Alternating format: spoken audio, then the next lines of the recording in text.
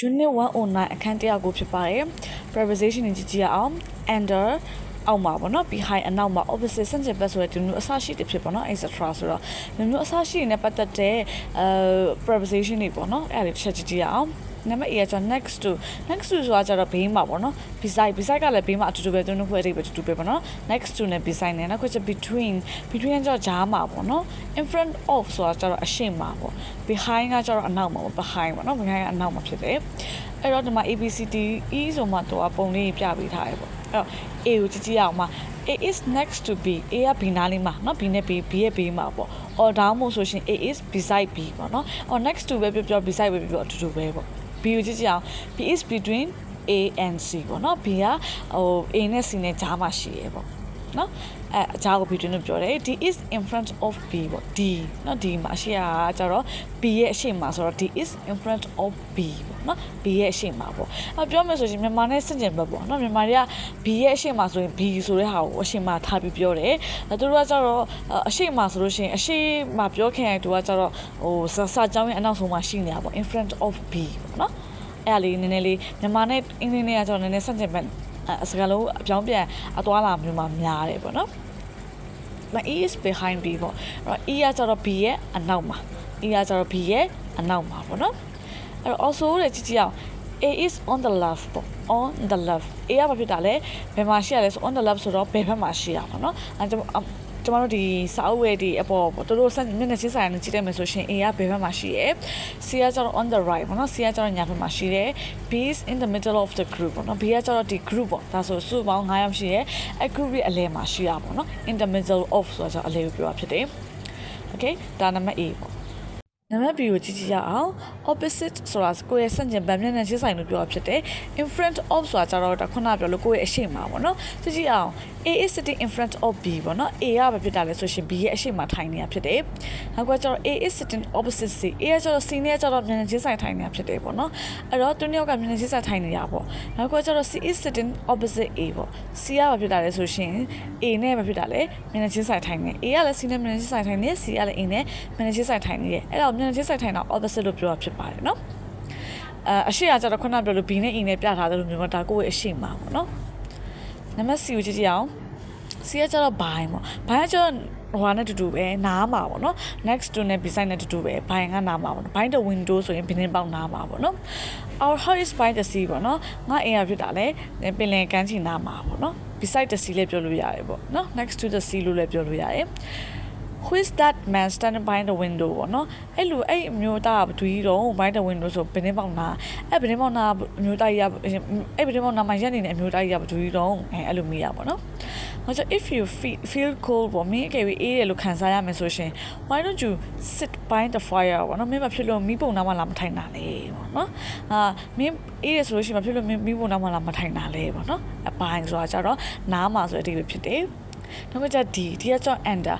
ရဲ့တိပဲကျတော့ကိုယ့်အပေါ်မှာမိုးထားတဲ့အရာတစ်ခုခုရှိတာမျိုးဆိုလို့ရှိရင် under လို့ပြောတာဖြစ်ပါတယ်နော်မကြည့်အောင်များထိုးပေးထားတဲ့အကြောင်းကလေးပေါ့နော် under the table ပေါ့အဲ့တော့သူ့အပေါ်မှာစပွဲပေါ်မှာသူ့ကိုမိုးထားတယ်ပေါ့နော်အမိုးကြီးဖြစ်နေတယ်အဲ့မျိုး under လို့တောင်းတယ်လို့ရှိရင်ဒီဘက်မှာဆို under the tree ပေါ့နော် tree ဆိုတစ်ပင်ကလည်းကိုယ်မိုးထားတယ်ပေါ့အုပ်မိုးထားတယ်ပေါ့နော်အဲ့ဆို under the tree လို့တောင်းပါတယ် the cat is under the tree ပေါ့နော်ကြောင်ကစပွဲခုအောင်မှာ the girl is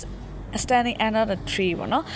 ဒီရဲ့ကောင်မလေးကဖြစ်တာလေတပင်အောင်မှာရက်နေတယ်ပေါ့နော် I'm wearing a jacket under my coat ပေါ့နော်ငါပြလာ jacket ဝတ်ထားတယ် under my coat ဆိုကိုယ်အင်ဂျီရဲ့အောက်မှာ jacket အင်ဂျီဝတ်ထားတယ် jacket အင်ဂျီပေါ့နော်ကိုယ်အင်ဂျီအောက်မှာ jacket အင်ဂျီဝတ်ထားတယ်ပေါ့ဆိုတော့အပေါ်မှာတစ်ခုခုမိုးထားတယ်အုပ်ထားတာမျိုးဆိုလို့ရှိရင် under လို့သုံးလို့ရပါတယ်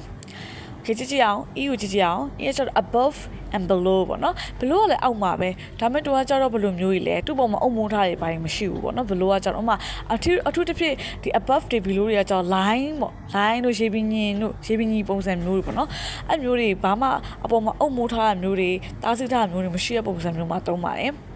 A နဲ့ B နဲ့ဆိုရှင်မှာ line လေးတားထားတယ်ပေါ့နော်ဒီဘက်မှာ A is above the line A ကကြတော့ဘာဖြစ်တာလဲ line ရဲ့အပေါ်မှာရှိရပါတော့ higher than the line ဆိုတော့ဒီ line လေးထက်မြင့်တာပိုမြင့်တဲ့နေရာမှာရှိရပေါ့အဲဆို above အပေါ်မှာရှိရပေါ့နော် A is above the line line ရဲ့အပေါ်မှာရှိတယ် B ကကြတော့ below the line အဲကြတော့ under the line လို့မပြောဘူးเนาะ below the line တော့ line ကကြတော့သူအကအမိုးနေနဲ့ပြောမှာမဟုတ်ဘူး line တစ်ခုတတ်မှတ်ထားတယ်သူတတ်မှတ်ချက်တစ်ခုရှိရဲ့ line ကိုပဲပြောပေးထားဖြစ်တယ်အဲကြောင့် below the line လို့ပြောတာဖြစ်ပါတယ်เนาะနောက်ကကျတော့ the pictures are above the shelves ပေါ့နော်အဲ့တော့ဒီရဲ့ဟိုဟာတွေပေါ့ဒီရဲ့ဓပုံလေးတွေက shelf ဆိုအောက်မှာစာအုပ်စင်လေးတွေပေါ့စာအုပ်စင်အပေါ်မှာရှိတယ်နောက်ကကျတော့ the shelves are below the picture ပေါ့နော်ဒီရဲ့စာအုပ်စင်ကကြတော့စာအုပ်စင်နှစ်စင်ဆိုနှစ်စင်ပေါ့နော်ဒီစာအုပ်စင်ကကြတော့ပုံရဲ့အောက်မှာရှိရပေါ့နော်သူအုပ်မိုးထားမျိုးမဟုတ်ဘူးတက်စီပေါ့အပေါ်နဲ့အောက်နဲ့ထင်တာမြင်တာမျိုးပုံစံမျိုးဖြစ်နေရမျိုးဆိုလို့ရှိရင် above နဲ့ below နဲ့သုံးတာဖြစ်ပါတယ် Okay ဒါတော့ unit 109ဖြစ်ပါတယ်ဒါလေးတစ်ချက်လေ့လာကြည့်ကြည့်ပါပြီးရင်လေ့လာပြီးနားလည်ပြီဆိုရှင် exercise ကိုတစ်ချက်ကြည့်ကြည့်အောင် exercise ပေါ့နော် exercises ပေါ့အဲ့တော့ 109.1 မှာကြည့်ကြည့်အောင်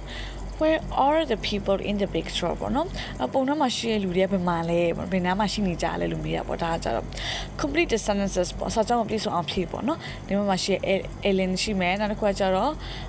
Blackie ရှိမယ်နောက်တစ်ခုကကြတော့ Carl ရှိမယ်ပေါ့နော်ပြီးရှင်နောက်တစ်ခုကကြတော့ဒီဘက်မှာကြတော့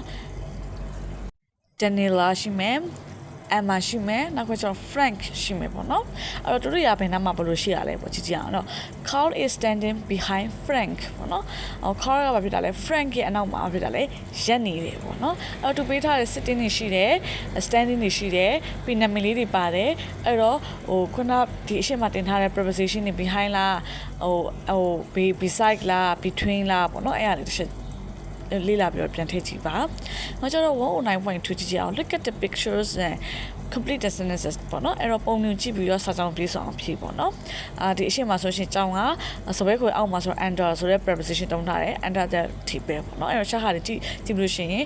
ဖြည့်ကြည့်ပါနောက်ကျတော့ 109.3 ပေါ့နောက်တော့တွေ့ရကြ write sentences about the picture ပေါ့နော်စာကြောင်းလေးတွေကိုရေးမယ်ဒီရဲ့ပုံအကြောင်းကြည့်ပြီးတော့နော်ပုံမှာပါရေးတာဆိုရှင် post office supermarket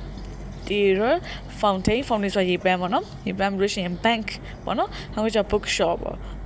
အဲ့အလေးရှိမယ်အဲ့အလေးတွေကကျတော့ဘယ်နားမှာဘယ်လိုရှိရလဲ